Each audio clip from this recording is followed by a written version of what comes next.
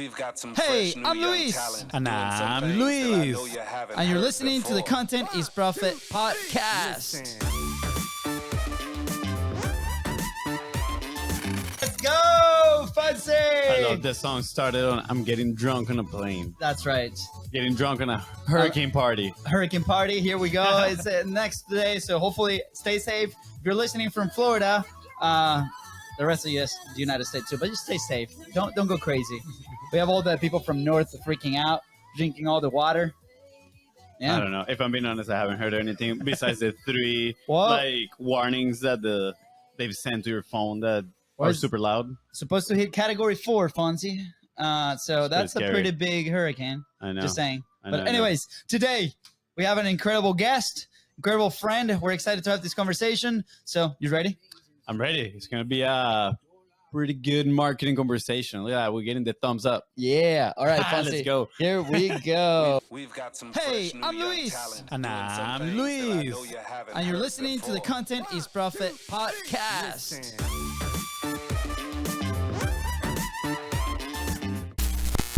Let's go. Welcome back. Fonzie, Fun Hacking Live was good. Yes, it was amazing. I feel like it's been a while since we did an interview, actually. I know. We've been like soloing this thing. thing. Yeah, for- but we made a conscious decision. We're like, it's time to bring back the homies. all the homies are back. Exactly. So we have a homie back today. Oh boy. And what are we talking about today, Fonz? Today we're talking about monetizing your platform 10 times more than the industry average. Woo, that sounds like this. That- Yes. Yes, indeed. Sounds like that. Sounds Like 10 times. very sexy. Not gonna lie. Sounds sexy. Very, very sexy. So we're going to uncover all the secrets. But before you do that, go ahead and follow the show. If you're enjoying these conversations, go ahead and support Content is Profit. We love you. It's been amazing the past few months. The show has like quadrupled. So let's continue to grow. That is It's right. awesome. And he forgot the part where he says, and don't forget to follow BIZBROS at BIZBROSCO on That's it. Facebook and Instagram. That too. And if you believe today's episode is going to help somebody move one step closer towards their goal, please don't forget to share this episode as well. So we are back with another great guest. This time, one of the OG podcasters from the Hotspot Podcast Network. Not just that, but he is a brilliant marketer that averages 10 times more returns than the industry average. Not to mention that he has racked up over 3 million downloads. Impressive. He's the host of the MarTech podcast and the founder of I Hear Everything, a new media company that connects brands and content creators with their target audience. I hope you're ready. Please welcome brilliant marketer, the cupcake giver, and the one, but not only, yet the coolest one, Ben Shapiro! What is up? I have something for you guys, and it was actually a muffin last time, not a cupcake. Are you ready? What is it? 2 ounces of light rum, 2 ounces of dark rum, 1 ounce of lime juice, 1 ounce of orange juice, half an ounce of passion fruit puree, half an ounce of simple syrup, a teaspoon of grenadine, a half a wheel of an orange, and a preserved cherry. You know what that is? Is that their drink of choice for today's The recipe episode? for a hurricane. Yeah. Let's go. That's awesome. I We're going to know. have to put this recipe out. I know. sure. For those listening, I think it's gonna be Wednesday. Yeah, so but if you're in Florida, prep, and I think you should have that drink too. Yeah. It's not ready. I'm just going to say clip idea for the pod. We're going to put you on the Sure. side sharing the recipe, and we're going to be, bartender style, just creating the actual drink and then giving a review, right? Rating it 1 out of 10. We'll see how In good case it my is. mom's curious, I'm not drinking booze in the middle of the day. I'm like my old man kombucha.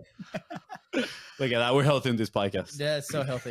Yeah, for once we don't have energy drinks right here on the screen. But anyways, Ben, we're extremely excited that you came onto the platform. We were part of your amazing podcast not so long ago. Mhm. So thank you for allowing us to be in your house. Now you're in our house. So I'm excited. Should I take my shoes off at the door? How's this thing work? absolutely, whatever you want. We party. We like music. You like shoes. You don't like shoes. Whatever you want. You guys But, record video. There might be kids running around in the background here. I'm working from home today, so it is what it is. Welcome to post 2020 life. That's right. It's a family show. It's a family it's show. going to be. Yeah, before we started, Ben, it's like, hey, can I swear on your podcast? And we're like, well, you know, if it feels right, Yeah. that's okay. Can I swear at my kids on your podcast? No. Yep. It's all good. All valid over here. Ben, obviously, you have an incredible platform, right? With your shows, with your company, the way that you guys produce this amazing content.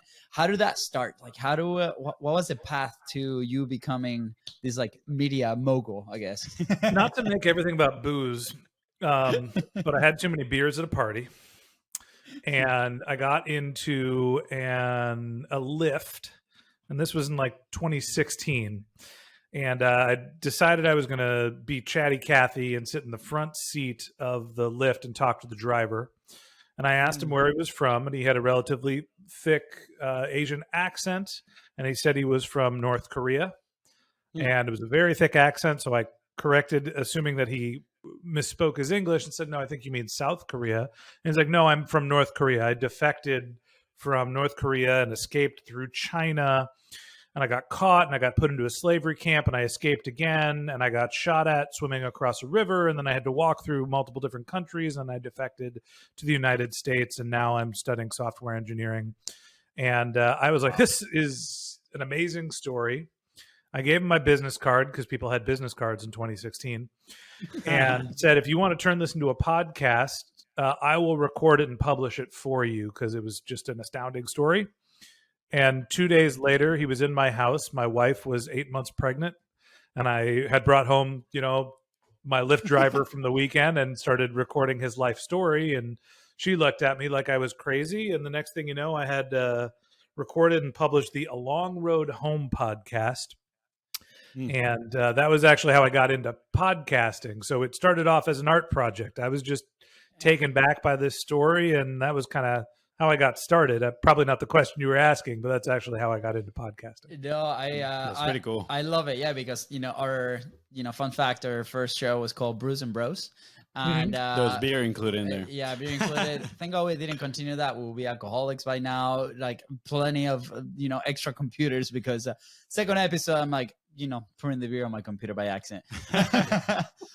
But I love it, and from that point on, right? Like, was this an idea? Obviously, you label it as an art project, but was your idea to grow that platform, to monetize it, or we're like, hey, let's just start it and see where it goes? No, you know what happened was as I was trying to figure out how to promote a podcast, by trade, I'm a marketer, and I was running a marketing consulting practice. And so when I was doing my art project, I decided I was going to market it a little. I was going to put a couple $1,000s into trying to get people to listen to it.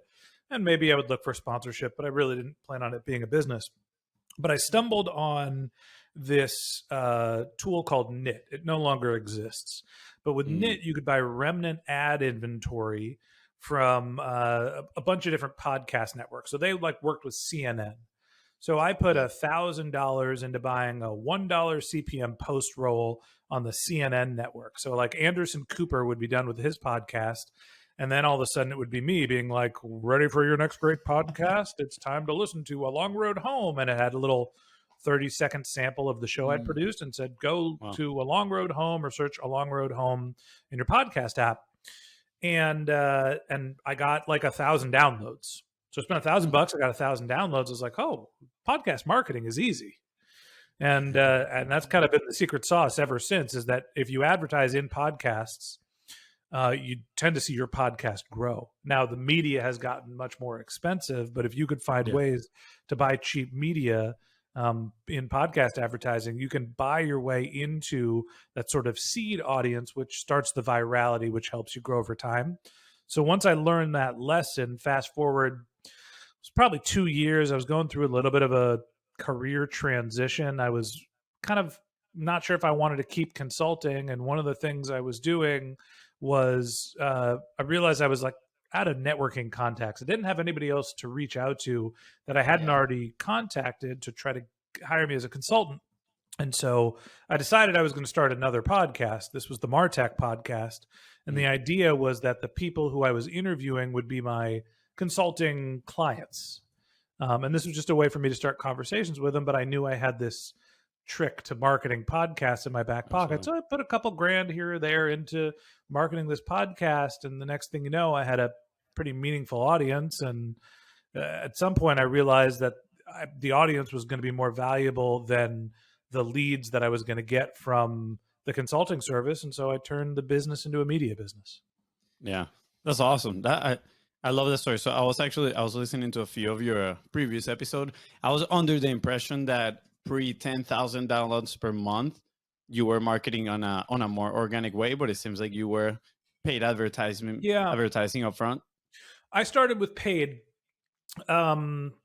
which I don't know. I mean, I think everybody kind of thinks that you have to grin and bear it and hope that people come and wait for the algorithm to find you.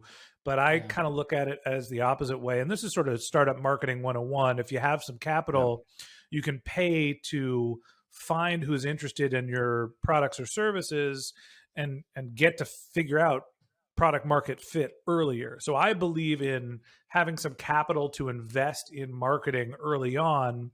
And in parallel, you're doing your content marketing strategy, because it takes 6 months to a year to have any meaningful content strategy really gain hold. You can produce content and keep publishing and publishing and publishing, but it takes a little while for the algorithms to realize that you have credibility, whether it's Google, whether it's Apple and podcasts, Spotify. Like, they got to know you're serious, that you're dedicated. They have to see that people are engaging with your content. And that takes a little bit of time. And so you can kind of cut the line a little bit by paying early. And that was my strategy for getting started. Yeah, absolutely. I mean, we say growth takes, either your time resource, the resource that is your time, right? You're going to sit down and grind and put your effort into organic content marketing, or you can use the other resource, which gives you a little bit more speed, which is cash, right? Their capital, put it behind advertising, reach a faster audience. The third option there is, like, if you already have existing lists and a network, you leverage the assets you already had. So for me, doing the Martech podcast, I had a great network of marketers just from having been a marketing consultant working here in Silicon Valley and sort of startup land. And so I was able to go and talk to other people that had followings to get them to be on my show. And that helped sort of get some virality. And that mixed with the paid stuff helped me go from 0 to about 10,000 downloads in less than our first year. Yeah, that's awesome. You know how we call that? We call it Opa. Really? Yeah, the other people's audiences. Opa. I was like, what happened? Really? What is this guy Fonzie, are talking you about? smoking? Yeah, what's going on? It's all here? good. It's all good, guys. I promise I'm not drinking. I love it. Yeah, that is great, right? Utilize the assets that you already have. And honestly, that has been our journey mostly with Content is Profit, is leveraging those relationships. And I find it very interesting, right? And we talk about this when we're at your podcast, kind of like the overlap where we use our podcast to connect with people that we want to work with, right? So kind of like bringing those leads that it might be difficult to, kind of like get a conversation with, just because, there's always a gatekeeper, or there's something in there that might not let you get in touch with them. But a platform, it means, whoa, maybe a little bit increase of status, right? You're giving something for them, and then they're willing to come and you can have that conversation. And then the other thing is leveraging those people's audiences, right? Something that we did at the beginning, right? And probably we should get back to doing this. Just, take note about that. Is, right, where we used to create guest assets specifically for them, not branded with our podcast. Like, we would go, right? We would have our designer go into their whole brand and design assets specific for them that would highlight them, that would have a call to action for them, right? And they would get so excited to receive those and actually share them, that it would increase the value of the relationship as well. So it's pretty cool how I feel like the parallels between how you grew your podcast at first and how we are, trying to do the same thing. Ben, and you're lucky because you have two people there. I was sitting in a room by myself, just sweating, hoping that, boy, I hope this thing grows. My wife is like super pregnant in the background, being like, do something with your career. And, here we are today. She was like, you're being too loud. Room saying, do something with your career.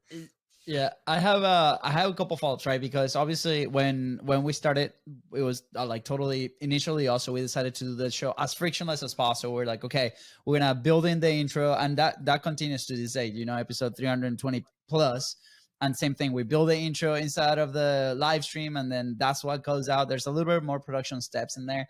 But how do you figure out your content ecosystem, right? Like, what was your progression as far as like, hey, I'm going to do the interview, and then there's some content around it. Then we do paid media. Then there's some follow-up that you do. So obviously we've been through your entire process. And sorry, I think so far that has been the most solid and amazing process that I've been through when being on another show. So I'm like, it's pretty specific, amazing, personalized. You have amazing information in there, amazing options for the people that come onto your show. So how was that evolution? Was that something that you planned from like the very beginning, or is that something that has been evolving over time? There was nothing that I planned from the beginning. A lot of this was just feel and constant iteration. So for anybody that's just starting out trying to figure out how to get into content marketing, and you're not just do, right? I started out with oh crap, Chol Ryu is bringing his lift over here, and I got to go buy 2 microphones and figure out how to record in my living room, to now I run 4 podcasts and I do this professionally. And that was over, I don't know, it's been like 6 years. So nothing was sort of figured out. I think that the process that I've always sort of relied on is, at first you're doing everything yourself. The first episode, I was figuring out how to record it myself. I was doing it in my home. I was setting up the mics. I was editing the content. I was figuring out how to publish it to iTunes. I was writing the show notes and quotes. I was publishing, and I was doing the creative myself. I was doing all the marketing. I was blah, blah, blah, blah, blah, blah. Oh my God.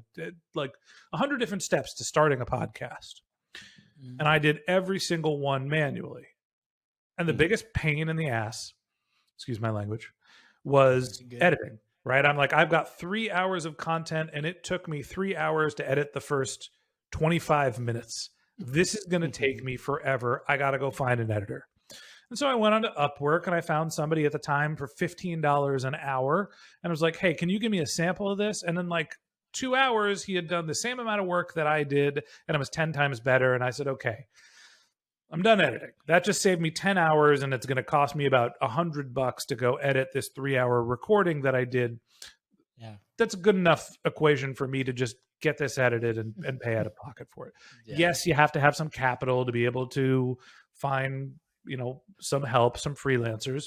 But for the most part, like even now with our team, I think our average rate and our freelance team is spread everywhere throughout the world. We probably pay about $10 an hour, maybe even a little less on average. And that's $25 for some editors to $5 an hour for somebody that's doing like list building. So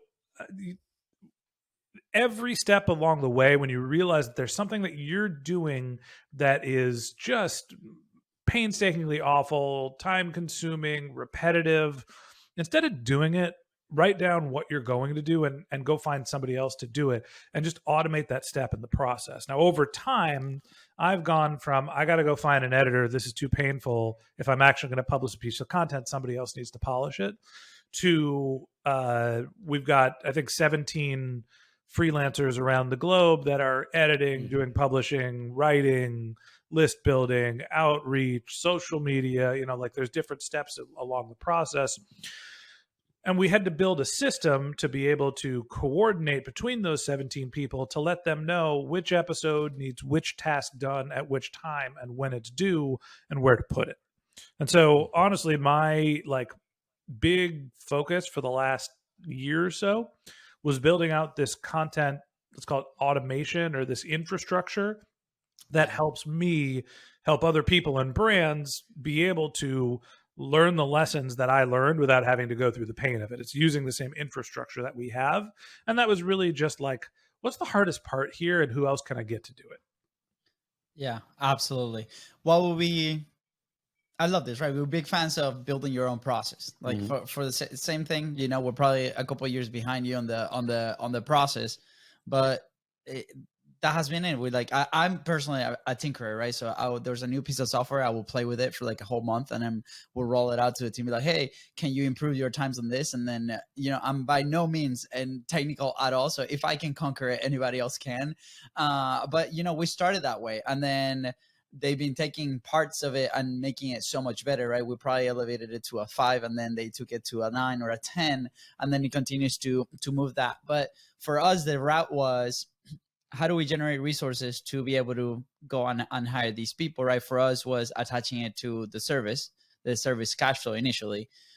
You went obviously the advertising way, if I'm not mistaken. So what's the advice? Because that tends to be the first thing that people look at when they decided to go for a platform like podcasting. They're like, hey, let me publish, and then I'm going to go for advertising. What's your advice in that sense? Should people go initially to advertisers, or should they tackle something else different? I don't know if I could tell anybody what to do. Right. It depends on what your business model is. It depends what market you're in. It depends what type of content, how fast your audience is growing. Like, there's so many variables into figuring out what your monetization strategy should be that I don't want to give advice on like, well, everybody should do CPM advertising and take $50. It depends if there's a market for you. I can tell you what my experience was. When I was starting out with the podcast, somebody told me you can make more than beer money when you get to 10,000 downloads per month if you've got a valuable niche audience.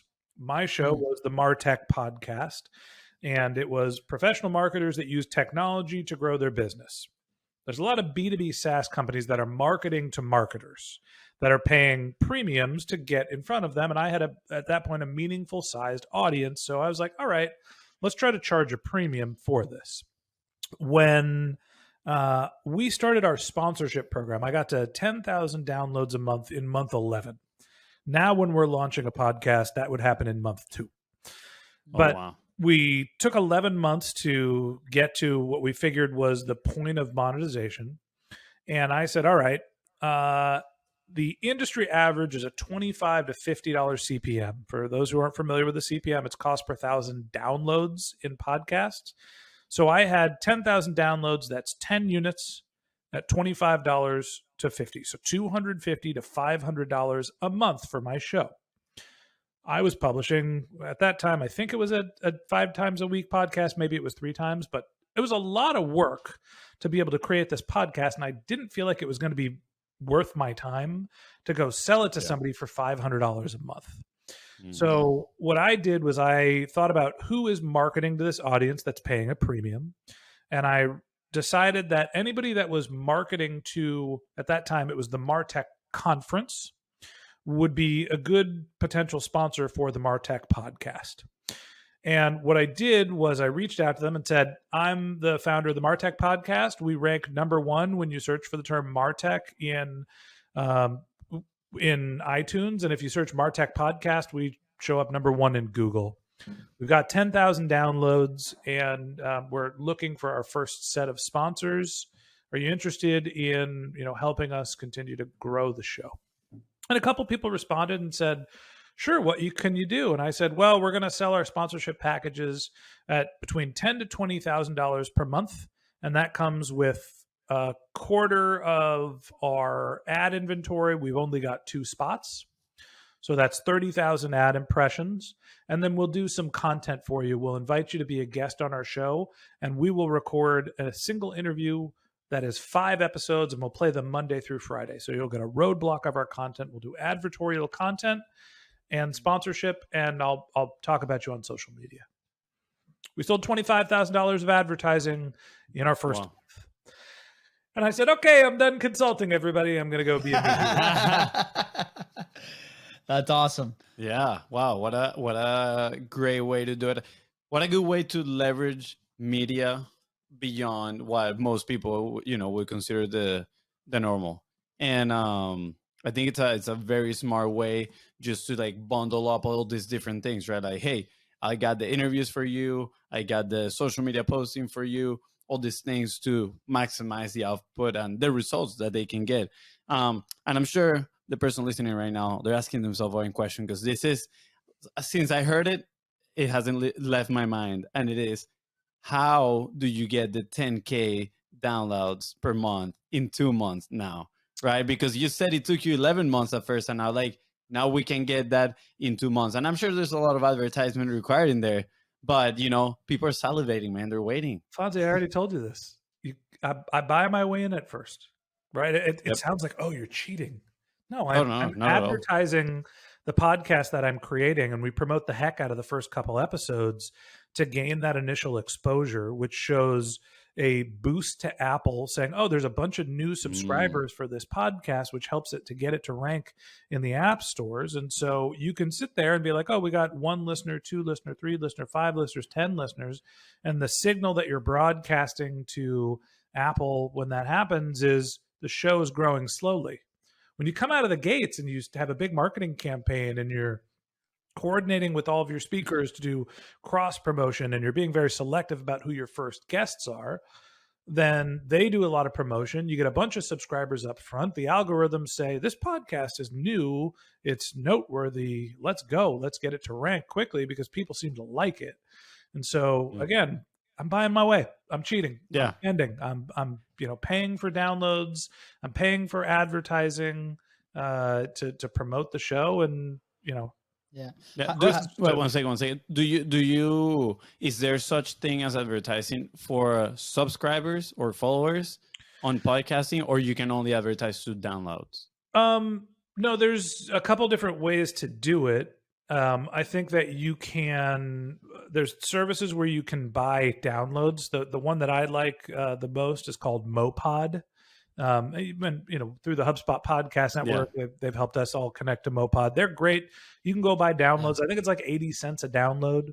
So, if you're spending $8,000, you're getting 10,000 downloads, and you can do that on your first episode. It's obviously very expensive to spend $8,000 on an individual episode. So we're basically spending that over a couple episodes to boost the downloads initially. I'm always a fan of audio advertising. The problem with audio advertising in podcast is the attribution is impossible. Your ad is playing in someone's ear through another podcast. You don't know which podcast is, and then they are thumbing out your podcast name in the App Store and listing and subscribing. There's no click for you to track, so you never really know when a conversion happens, and that's the risky part. Yeah. And there are some services where you can go and try to market and say, hey, subscribe to my podcast. People have tried social media. There's programmatic advertising campaigns where you can try to buy subscribers as well. My understanding is that to game the App Store, and I shouldn't say game, to boost your ranking in the App Store, it's primarily about the number of new followers you're getting. And so you want people to subscribe. I cannot say that. And subscribe 3 times. Subscribe. And it's not even subscribe anymore. In Apple, it's not follow. But you want people to follow your podcast. Yeah, interesting. So the other day, I'm sorry, Hannah, I know you want to say something here. There's a section here of the show called FONZI Choke the Mic. So clearly we're in it right now. That is right. Knock it over this time. The other day I was actually just one of those thoughts that just got into my mind, and I actually texted it to you today. Yeah. And it was kind of like, I named it intermittent launch, right? So let's say you have a podcast like ours that you've already been producing it for, let's say, about 3 years. And then you want to cause that effect that you just talked about, right? A lot of people talking about it, spiking downloads, get it up in the rankings. Would you go about the same way, pretty much like relaunching the show? Is that a thing? Have you done that before? No, I would never relaunch a show. The feed is established. You want the same feed to be existing for a long period of time. You want to show that you're consistently publishing, that you have a large follower base. Those are all good signals for Apple and Spotify's algorithm to say that this is a credible podcast that we should be promoting. You also need to show velocity of new subscribers, right? And so when you have credibility and a bunch of people that are following the show in real time, that's the signal this is a good show and people are interested in what they're doing now.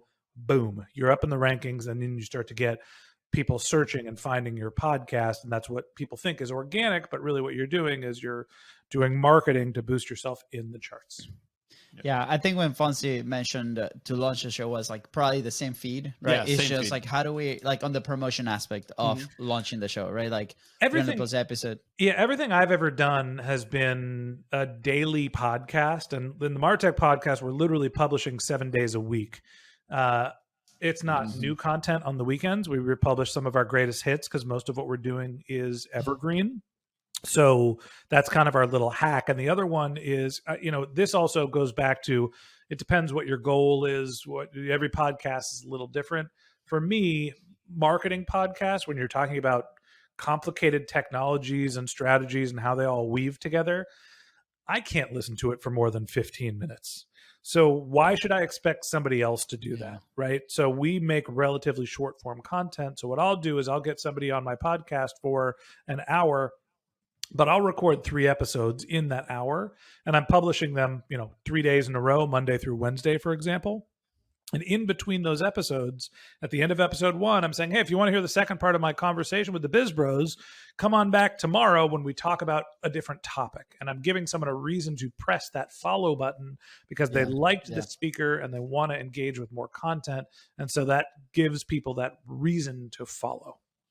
Yeah. When do you identify that shift, right? Because obviously, was that something on purpose, right? Or was it something like, like by accident, made sense? No, I'm nothing but data driven. So that was I was looking in Apple Podcast Connect, and I was looking at how much of my episodes people were listening to. And if you go back and you listen to the first episode of the Martech podcast, it's like an hour-long interview. What a piece of art.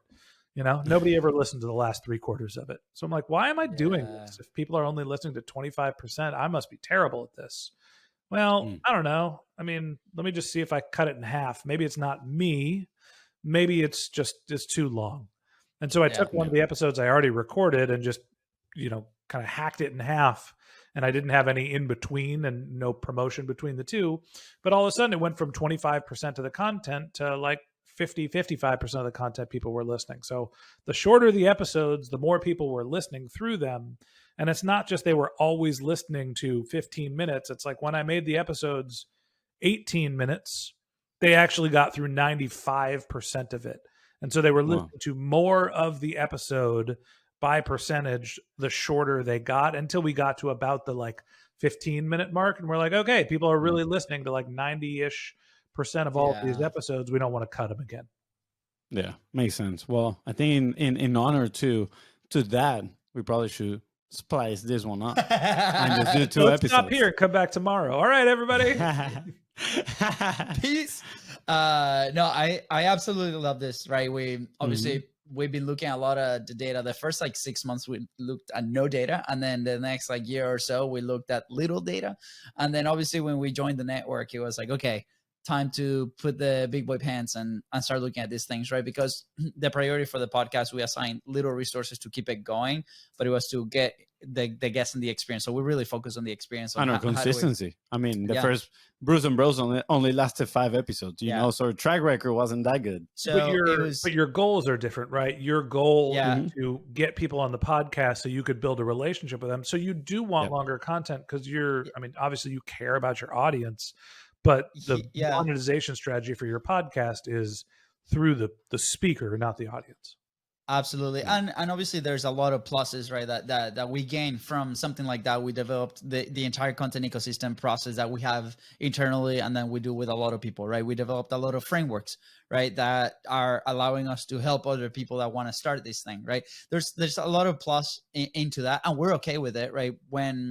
And I think this is something that every time we go to events, right, the first question is how big is the audience, or how big this thing? And even though that has a ton of benefits, like you said, depends on the business model that you have. And for us, I think that has been a peace of mind just initially detaching from that, because it just gave us the freedom to really do and create an experience that it was very valuable for everybody that was coming into the platform. And we've received a ton of good feedback. And then the last few months, what we've been looking at is that 7-day kind of stick rate into how many downloads, and then the 30-day, and obviously the completion rates of it. And that has been something that we do. So we've been looking at what are the headlines that people are really attracted to, right? Well, was the headline really good on top of the 30 days, but are people actually listening to the entire thing? And that has been pretty interesting, right? Depends on the speaker, depending on the mood of FONZI some days too. When he's oh crappy, people just jump off, right? They're like, no, we're not doing this. So I think that people have to definitely start looking into it, at least with an eye of education. What behind data, what's some things that people can start looking for besides that 7-day and that 30-day report that you recommend people to look into? It makes me mad because everybody looks at downloads, right? How big is your show? How many downloads you have?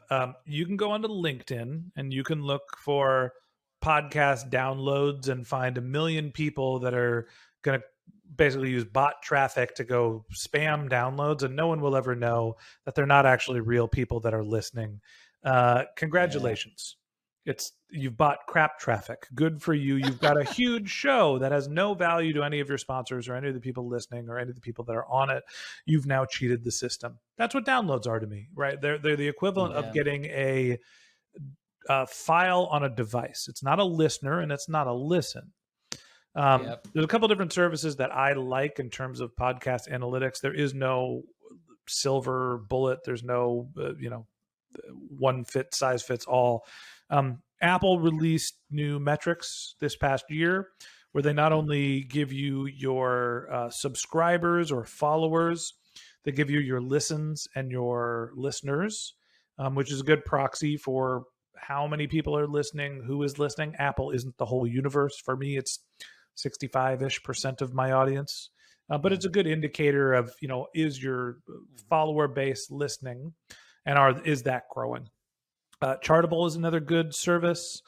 They not only help you understand if you are ranking in the podcast charts, but they also will give you some demographics about who's listening to your podcast. So like when I do my sales pitch to potential sponsors, I bring up Chartable and be like, look, it's $250,000 annual household income is the vast majority of our audience.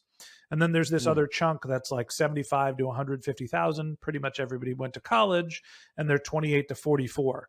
So if I'm extrapolating what that data means, they're mid-career to executive level educated people that are listening to the podcast. Yeah. Now let's go look at my LinkedIn profile. Look, everybody in my LinkedIn profile has the title of marketer. So they're mid-career to late career marketers. That's how I'm describing my audience. Absolutely. I'm trying to think of what other data sources there are that are useful. There's attribution platforms like Podsites and Veritone that can help you try to figure out when you play an ad, how many of those people are getting to a website. I think it's directional at best, but some people think it's gospel. For me, it's all, downloads are a nice proxy for show growth, but it doesn't tell you if somebody's actually listening. And then you got to go into the individual apps to figure out what your audience looks like. Yeah. Absolutely. Something that I really love that you mentioned earlier was too, like the approach for the whole ecosystem, right? Like when you went and to get this advertising, and in the last few months, we've been running some tests for some micro content that we produced probably like a year or so ago. And it was just sitting on the drives, and we're like, hey, let's just like put it out and see really what happens, right? And we started, it was the same content across different platforms. We did YouTube Shorts, Instagram Reels, LinkedIn, Facebook. Each piece of content, each platform had their individual tracking link, and see what happened. Like what was the traction, right? So what happens with people at TikTok? Like how do they consume content? Do they actually consume content? Do they actually transfer to your podcast, right? And I think that's something... These kind of experiments, I feel like everybody at least should try a little bit to do something like that. And what we discovered, right, in our specific case, Instagram is a lot less reach organically, but every single person that clicks that link transfers into a follower of the show. And we're like, wow, that's pretty interesting. And then TikTok and Shorts is massive exposure, but they don't transfer to listening to the show, right? So I think that's super interesting when companies start looking into, okay, how can we cross promote? How can we, like, where are we actually investing our advertising money, not only on audio platforms, but also on video platforms? And are we expecting to transfer that data into, or that listener into the show? I think those experiments are very specific, obviously, to the show and the content. And there's so many variables, right? But I feel like these experiments are very important to start understanding what the universe of your content, like who can you actually reach? Have you conducted some of these experiments outside of audio, right? That have gotten awesome results for you? Yeah. Yes, I've tried them. No, I haven't figured it out. I think that there's this sort of Gary Veification strategy, where you're taking your long form content and you're creating short form content and you're distributing it out. I cannot talk today. Damn, man. Is that hurricane drink you got going on over there? Kombucha. It's making my tongue stick to the roof of my mouth. I should switch to beer. Everybody's creating like all these like micro pieces of content and pushing them into all these different social media channels. And that's great for growing lots of different followings in lots of different places. It's good for getting audiences to know who you are. My feeling is it's challenging getting people to migrate from one platform to the next. I'm on Instagram. Yeah. Am I going to then bounce to my podcast app and follow? That's a lower conversion rate than if I'm in the podcast app. How do I follow and engage with another podcast? So everything that I've tried in marketing that I've found to be the most successful is getting the listeners to subscribe when they're in the podcast app store, when they're in podcast mode. It just seems like the marketing challenge for me, finding marketers who listen to podcasts. Well, if I'm in a podcast app, I've got 50% of the solution done. So that allows me to then basically market broadly by run of network, because I know I'm getting podcast advertisers. Then I can buy cheap media that spreads across a lot of different people. And I'll, when you cast a wide net, a lot of fish are going to get through, but you'll hopefully catch the ones that you want. Yeah, absolutely. It's a fishing metaphor, and I know nothing about fishing. So, I've fished maybe once, FONZI too, and he lost the fishing rod. No good. Yeah, I'm not going again. It makes me feel better. I fished once, and I dropped the bait in the ocean. And that's it. My fishing rod was of the principal of my school. Yeah, it was his bait. And it was like this nasty canal too, where we were fishing. And I messed up. The fishing rod just goes in the water, and we're kayaking, and I literally just dove from the kayak into the water, like bam. Next thing I know, pink eye. Yeah. So don't take our advice when it comes to fishing. That was a bad metaphor, but the marketing stuff, I know what I'm talking about. Yeah, the marketing, once or twice in there. This has been incredible. Thank you for sharing all the secrets, the numbers. A lot of people sometimes are like, overprotective or these things. Yeah. So I heard an episode that you did. It was back in 2018, and you were reporting numbers. You're pretty open with the numbers and sharing your goals and all that stuff. I couldn't find any recent one. I know. Or maybe I didn't scroll long enough, but it's so much work to do the solo episodes.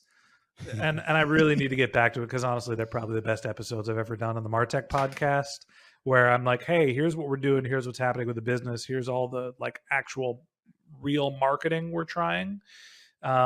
It just, we started scaling so quickly, and we started doing multiple podcasts, that one of the things that I had to cut just to keep myself sane was that one special me talking to the audience episode. And so now everything I've been doing this year is trying to get all the stuff off my plate, like ad sales and sort of administrative stuff, so I can get back to doing what I did 3 years ago and producing great content. I mean, it's still great content, right? I was just curious if there was a different reason behind it, right? Maybe those episodes didn't perform at all. And I'm just wasting my time here. Putting my thoughts together and being able to state them articulately is so much more time consuming than having somebody else that's smart talking about what they know, and me just asking to get a high level question, and they just talk, and I feel like people think I'm smart then, when all I'm doing is being like, so tell me about what it is you're an expert in. And then all of a sudden everybody thinks I know what I'm talking about. Hey, the best way to be interesting is to be interested, right? I guess. And I feel that's the same for us. Every time we got to do a solo episode, there's so much friction in between. We're like, okay, who's gonna do it? Let's put this together. And then it's 8 p.m. It was are we actually gonna do it? Sure, let's hustle it. And it's funny, right? Because it's about things that we're passionate about. We like it. We see it every single day, right? We consume that kind of information. This is what we do for our business. But then when it comes to, maybe it is a 15 or 10 minute setup, right? I think we got it down to about 15 to 10 minute setup to actually go out and produce something that we feel okay publishing. But we had Gary on the show 2 or 3 episodes ago, and he does a daily 4-minute podcast, and he was telling us that right now that takes about an hour and a half. The whole all the research, all putting it together. He's very, very high quality. Yeah, it's like a news-based podcast too. And Vanderchuck. no, Gary Spurgeon. He's a local podcaster here. He actually had the first podcasting studio in North Florida. Yeah, he's been in radio broadcasting for 40 years. Yeah, so he was walking us through his new process, right? This is not the first show that he launches, but it was pretty interesting, right? And for a lot of people out there, that might add some friction at the beginning. That's why we're such fans of like lower the friction on the production side of things, right? Mm-hmm. There's tools out there that allow you to record very high quality stuff. But then also on the interviews, like how can you have that conversation with people and start putting episodes out there? And we had the conversation, I think, Ben, with you, like at the conference in podcast movement with like John Lee Dumas, and he's like, daily podcast, right? Do not interview people. And in my head, I'm like, oh my gosh, okay, that might be like a great advice, but at the same time, it's like that's so much friction. Like how? Like just trying to think about it. And for us, we had a ton of stuff on the business side, on the service side. We're trying to figure out like how to sell things, like what to sell. Like this is like 3 years ago, and for us, I don't think that would have ever happened if we never started interviewing and having conversations. But I think you gotta look at it as well. He said daily, don't interview people. But again, like the goal of that podcast, I feel like it would be totally different than what you, Ben, are trying to do with selling the advertisement. I think that the real answer is go figure out what works for you. I do advertisements. I do interviews, and I've done solo episodes, and the solo episodes were so much harder for me to do. So I gravitated towards interviews. Some people might feel like interviews are challenging, or they can't find the right guests, and so they're better just doing solo episodes. Great, go do that. There's lots of interview podcasts. There's also lots of solo episode podcasts. You got to figure it out yourself. Yeah, makes sense. The other podcasts that you mentioned that you guys are producing are yours? Like, are you the co-host or host of those shows as well? I was the only host of the Voices of Search podcast for about 4 years, and now we are moving to a co-hosting model where we've got a couple different voices of the Voices of Search. Truth be told, It's an SEO podcast, and I'm not an SEO, so I was faking it for like years. And now I've got actual SEOs that are, real practitioners that are doing the hosting. And then the other two podcasts that we have, the Revenue Generator podcast, it's hosted by Doug Bell, who's the CMO of Lean Data. And then we're launching the Rebrand podcast this month. And that's Scott Harkey is the founder of an agency called OH Partners. And that show is going to be awesome. It's all like big brand marketers talking about how they ran their brand campaigns, like the CEO of LifeLock and why he decided to give away his social security number in an ad. So I'm really excited about that podcast coming up. That's pretty cool. Yeah. So are those podcasts like owned by your company, or those two last ones, for example, that you did are like clients? So I own the IP of all of those shows, which doesn't have to be the case for, when we work with companies. Some of the negotiations we're having now, companies are saying, create a podcast for us, but we want to own the IP. It just is kind of a negotiation factor. If we own the IP, then we can sell the advertising space for it. And if somebody else owns the IP, then we don't want to sell the ads. But yeah, we do have a content as a service model. So the last two shows that I mentioned are part of our content as a service, where companies are hiring us to produce content for them, and then we own the content, but they're the sponsors of it as well. Cool. Got it. Yeah, that sounds pretty cool. That's awesome. I hope it works. Well, yeah, good luck. Keep us posted. Ben, this was amazing. Again, thank you so much for coming on. We have a couple questions left, two more. Oh, sure. One is like, where is like an action point? The Hispanic goodbye, he's saying goodbye, and then he's like, but I got two more questions. Yeah, but I mean, that is a thing. That is a thing. I know you want to go drink your hurricane drink. It's okay. Or a beer. But where, for somebody like a company, for example, that they're starting publishing platform, whether that's a podcast or anything, what would be something that they can do today to move that forward? What's an action point for them? If you're just getting started and you're figuring out what your content strategy is, I think the first thing you need to do is think about who your audience is and where they're consuming content and what format of content resonates in that channel. If I am selling t-shirts to 16-year-old females, I'm not going to create a podcast that skews older and male. I'm going to be creating a TikTok strategy to build authority and influence and show off my clothes. If I'm trying to reach marketers that are 45 years old, hey, podcast, long format content, like that makes a little bit more sense. So start by thinking about who you're trying to reach, what content resonates them, and where the communities are aggregating. And then you go from there and try to figure out what you need to do to actually build the content. That's awesome. And then, man, where will you be if you never published your first episode with the North Korean taxi driver? Oh, where would I be? I probably would have got home about 10 minutes earlier. You're like, keep going, keep driving around the block. Gosh, you know, I was a little lost before that. I was working as a marketing consultant. You know, I probably would have gone back in-house and worked as a marketer, got a real job, and gone and worked at some sort of a growth stage pre-IPO, you know, 100 million trying to get to $1 billion company, being some sort of manager, director of marketing, which would have been fine. I think this is a little more exciting and probably a little bit more suited to my skill set, but I don't know, probably would have had a real job. Scary. For some people, Fonzie over here is unemployable. Tell me that. Even here at BIZBROS, guys. It's the process. Yeah, it's a process. That's true. That's awesome. But anything else that you want to add before we head out?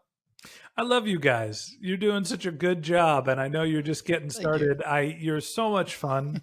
It's great to hang out with you. I'm so glad we're all part of the HubSpot podcast network. And honestly, this is the part that I love about being in a network or, you know, starting to build a community, is that we actually get to see each other and know each other. So, you know, you guys ever want to come back on the Martech podcast, you know, or just hang out, give me a shout. I would love to find other ways to stay in touch.